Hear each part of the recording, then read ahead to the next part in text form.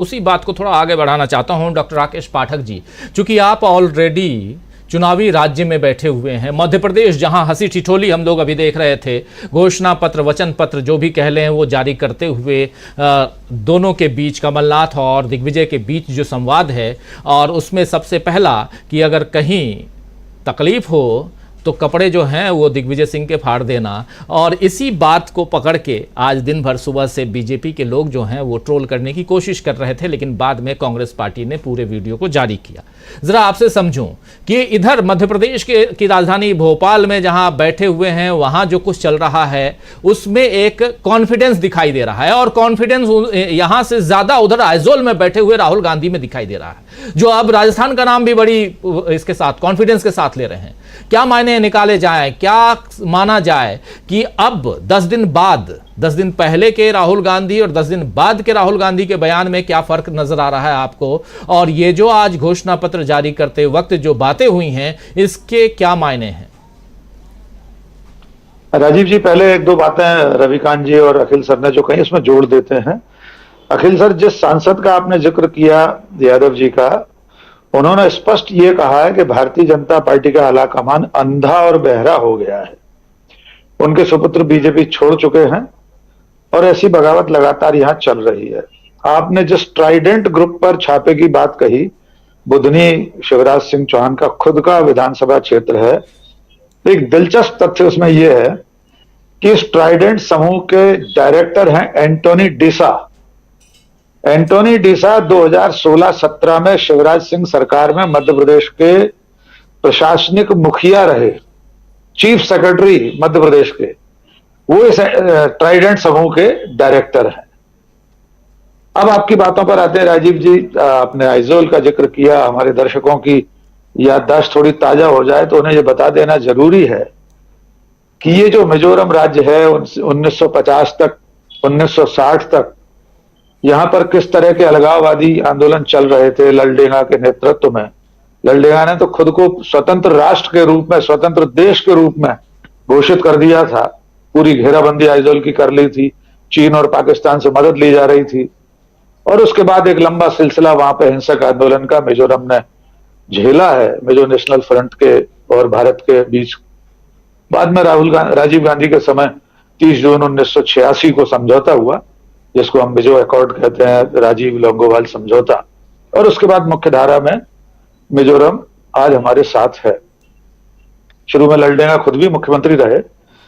कुल मिलाकर वो एक ऐसा राज्य जिसको संप्रभु भारत के भीतर पूरी तरह शामिल करने, भारत के 23वें राज्य के रूप में मान्यता दिलाने के लिए जिस राजीव गांधी की भूमिका थी, उनके सुपुत्र आज वहां स्कूटी पर घूम रहे हैं। और अगर जो अभी तक के सर्वे हैं, जो सूचनाएं हैं, या जो राहुल गांधी का आत्मविश्वास है वो सही है, तो मिजोरम बहुत दिनों बाद वापस कांग्रेस की तरफ मुड़ता हुआ दिखाई दे रहा है जी। राहुल गांधी का जो आत्मविश्वास है जिसका आप जिक्र कर रहे हैं, वो उनकी अपनी सूचनाएं होंगी, उनका अपना सूचना तंत्र होगा। हम नहीं जानते कि वे टेलीविजन चैनलों के सर्वे, ओपिनियन पोल, इन सब पर भरोसा करके ये बात कह रहे हैं, या उनका अपना कोई सूचना तंत्र फैला हुआ है 5 राज्यों में। लेकिन अगर हम मध्य प्रदेश पर लौटें, जहां का आपने जिक्र किया कि आज कमलनाथ और दिग्विजय सिंह की नोकझोंक में संयोग से उस प्रेस कॉन्फ्रेंस में था। दरअसल में इसकी शुरुआत एक दिन पहले हुई थी। वो जो कमलनाथ का वीडियो है वो अपनी जगह सही है। उन्होंने वीरेंद्र रघुवंशी के समर्थकों, जो वीरेंद्र रघुवंशी बीजेपी के सिटिंग एमएलए, बीजेपी छोड़कर कांग्रेस में आए हैं, शिवपुरी कोलार सीट से विधायक है, यद्यपि वे पहले कांग्रेसी ही थे। ज्योतिरादित्य सिंधिया से पीड़ित होकर बीजेपी में गए थे, लेकिन ज्योतिरादित्य सिंधिया खुद बीजेपी में आ गए, तो अब वीरेंद्र रघुवंशी वापस अपने घर लौट आए। उन्हें टिकट नहीं मिला इस सूची में। केपी सिंह को पिछोर से शिवपुरी भेज दिया गया। वो जो आक्रोशित भीड़ थी उसमें कमलनाथ ने जो कुछ कहा था, वो आज मंच पर कमलनाथ ने उसका खुलासा एक तरह से कर दिया अपने रिश्तों का। तो कमलनाथ और दिग्विजय सिंह के रिश्तों की बानगी दूर से बैठकर देखने वाला आईटी सेल या हम सब पत्रकार भी बहुत आसानी से नहीं समझ सकते। इसके लिए थोड़ा सा अतीत में जाना होगा। जब दिग्विजय सिंह पहली बार मुख्यमंत्री बने थे, तब उनके मुख्यमंत्री बनने में जिसका सबसे बड़ा योगदान था वो नाम है कमलनाथ। हम सब साक्षी हैं उस दौर के कि जब दिग्विजय सिंह का नाम चला उस वक्त कितने और बड़े बड़े दावेदार तैयार बैठे थे, कैलाशवासी माधवराव सिंधिया, श्यामाचरण शुक्ल, खुद कमलनाथ का नाम शुरू में था, सुरेश पचौरी, अर्जुन सिंह उस वक्त थे। पर उस पूरी रस्साकसी में जब पीवी नरसिंह राव ने पर्यवेक्षक भेजे यहां पर, और जहां तक मैं याद कर पाता हूं सुशील कुमार शिंदे, प्रणब मुखर्जी और जनार्दन पुजारी, ये 3 लोग पर्यवेक्षक बनके भोपाल आए थे और अंत में बाकायदा गुप्त मतदान कराया गया दिग्विजय सिंह के पक्ष में कमलनाथ के आने से, सुरेश पचौरी के आने से। ये सब लोग एक खेमा एक साथ हो गया था। अर्जुन सिंह उस वक्त सुभाष यादव का नाम आगे बढ़ा रहे थे ओबीसी के नाम पर, लेकिन जब कमलनाथ दिग्विजय सिंह की जुगल जोड़ी एक साथ हो गई तो 50 या 52 वोट मिले श्यामाचरण शुक्ल को और 100 मत दिग्विजय सिंह के पक्ष में विधायकों के मिले और दिग्विजय सिंह मुख्यमंत्री बने। 10 साल निर्बाध रूप से उन्होंने मध्य प्रदेश को संभाला। उस उपकार को, उस मित्रवत और बड़े भाई वाले एहसान को दिग्विजय सिंह ने कभी नहीं भुलाया। वे लगातार 10 साल कमलनाथ को वही सम्मान देते रहे और उसके बाद भी हारने के बाद 2003 में उमा भारती के हाथों शिकस्त खाने के बाद दिग्विजय सिंह ने संकल्प किया वे चुनाव नहीं लड़ेंगे और सचमुच वे चुनाव नहीं लड़े। और 2018 में कमलनाथ की सरकार बनाने में दिग्विजय सिंह का योगदान कितना है ये स्वयं कमलनाथ जी भी जानते होंगे, स्वीकार करते होंगे। दिग्विजय सिंह की नर्मदा यात्रा का बहुत बड़ा योगदान है। संगठन स्तर पर चुनाव से पहले दिग्विजय सिंह ने जिस तरह पंगत में संगत, संगत में पंगत का जो अभियान चलाया था, गंगा जली उठाकर कसम दिलाते थे कार्यकर्ताओं और दावेदारों से कि जिसे टिकट मिले उसके लिए काम करना है। तो मैं समझता हूं ये नोक झोंक उनके बीच की बहुत व्यक्तिगत है, इससे पार्टी के चुनावी तेवरों पर कोई फर्क नहीं पड़ेगा। और दिग्विजय सिंह कोई मुख्यमंत्री पद के दावेदार है नहीं, उनकी कोई महत्वाकांक्षा उस कुर्सी के लिए है नहीं। मध्य प्रदेश में और कोई दावेदार अभी दिखाई नहीं देता। तो राहुल गांधी का कॉन्फिडेंस यहां से वहां तक पहुंचता है जो भोपाल से आइजोल तक वे जाहिर कर रहे हैं। एक अंतिम बात अभी इस चरण में, अमित शाह के बयान को आपने सुनवाया तो मुझे लगता है कि अब झूठ भी इन लोगों के झूठ के सामने शर्मिंदा है। गोस्वामी तुलसीदास जी ने जो उत्तरकांड में लिखा है, झूठ ही लेना झूठ ही देना, झूठ ही भोजन झूठ चवेना, बोल है वचन प्रिय इस समय पहली लाइन भूल रहा हूं, दूसरी लाइन। और वे कहना चाहते हैं तुलसीदास जी कि ये इस तरह के लोग जो हैं इनका झूठ बोलना ही सुबह से शाम तक होता है, झूठ ही लेते हैं झूठ ही देते हैं, झूठ का ही भोजन करते हैं, झूठ का ही चवेना होता है। लेकिन ये मधुर वचन बोलते हैं मोर की तरह, लेकिन जो सर्प को भी खा जाते हैं, इतने कठोर हृदय होते हैं। तो मैं समझता हूं इनके झूठ को अब इस देश को समझना चाहिए और समझकर यह तय करना चाहिए कि इनमें से कितने बीजेपी समर्थक होंगे जो ये मान लेंगे। मैं कहता हूं किसी पार्टी का नेता का समर्थक होना बुरी बात नहीं है, पर एक भी व्यक्ति क्या ऐसा होगा जो ये मान लेगा कि बीजेपी ने आईआईटी बनाया। 1964 में जन्म हुआ अमित शाह का, उससे बहुत पहले आईआईएम बन चुके हैं। तो मुझे लगता है इस देश को भी सोचने की जरूरत है कि आखिर कब तक और कितना झूठ बर्दाश्त करना है।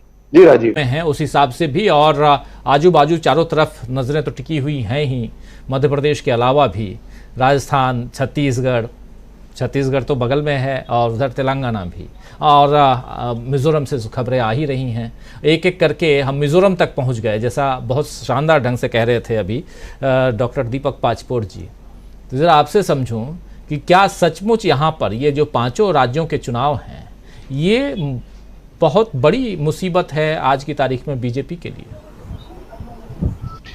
जी डॉक्टर राजीव, अभी लगता तो ऐसा ही है, क्योंकि सबसे महत्वपूर्ण जो बीजेपी का गढ़ है वो हिंदी भारत है, जहां उसका हिंदुत्व का नारा भी चलता है, जहां हिंदू मुस्लिम नफरत की पूरी राजनीति पुष्पित पल्लवित होती है।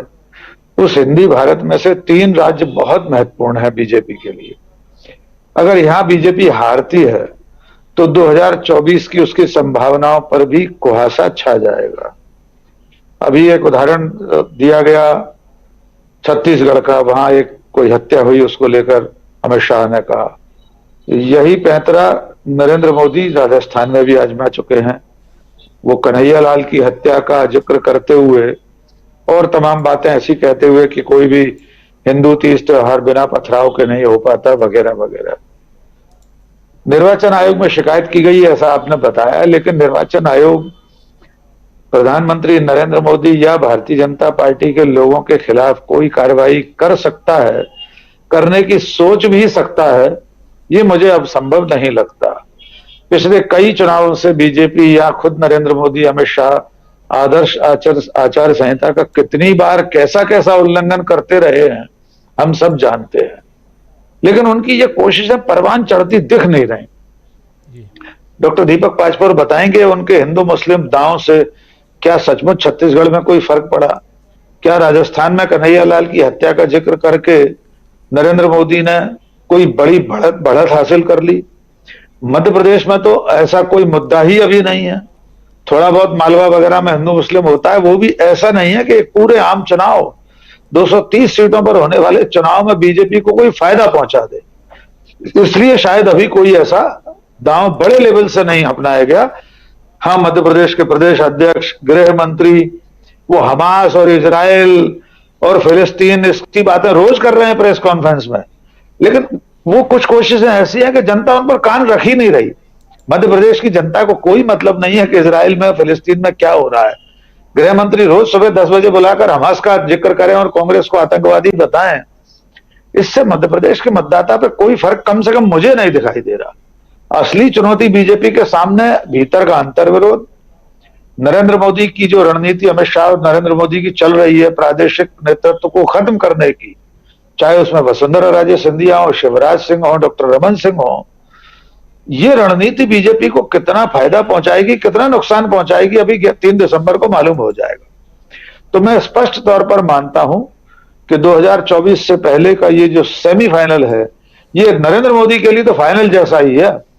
हो सकता है इन 5 राज्यों के चुनाव में हार पर बीजेपी के भीतर से कुछ बागी सुर सुनाई देने लगे। नरेंद्र मोदी के नेतृत्व, उनके ब्रांड नेम पर भी सवालिया निशान पार्टी के भीतर से लगने लगे। ऐसा मुझे लगता है कि अगर रिजल्ट यहां से प्रतिकूल रहे तो। जी राजीव जी, बिल्कुल बिल्कुल। अगर प्रतिकूल रिजल्ट रहा तो परिस्थितियां बहुत बदलती हुई दिखाई देंगी, यानी कि दिसंबर का महीना बीजेपी के लिए और खासकर नरेंद्र मोदी, अमित शाह के लिए बहुत अहम रहने